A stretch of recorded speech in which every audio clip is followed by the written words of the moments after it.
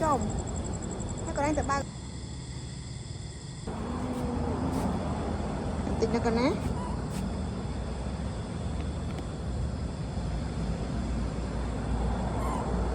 nó còn nóng treo con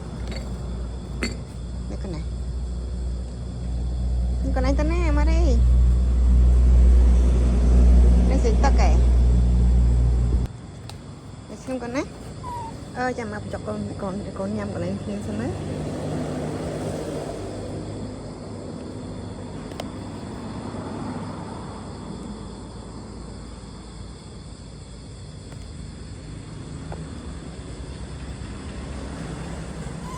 đấy con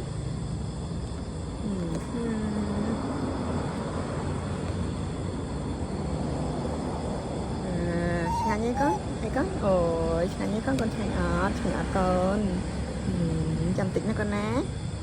đây con này, đây con này,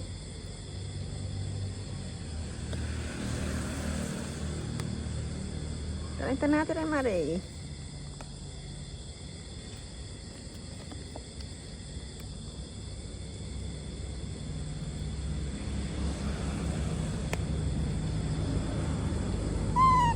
con.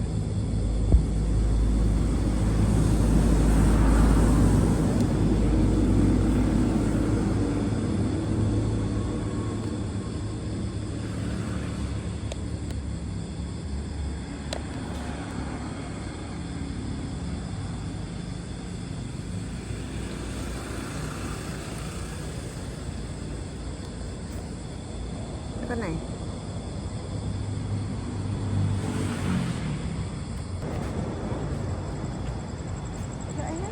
con ăn quỳnh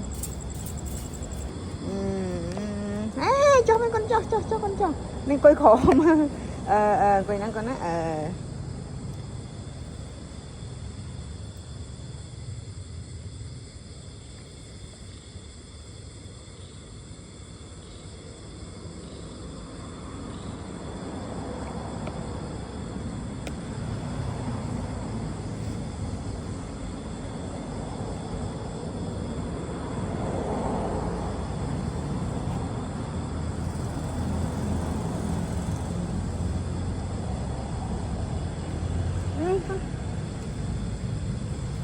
mấy thứ ấy nắng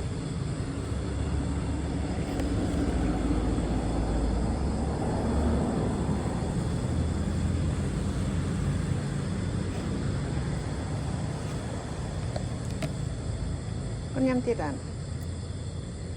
chụp nhá con này ở đây nhâm tiệt để chụp vậy à làm mặt ở mà đây nữa còn mà đấy cái này cái này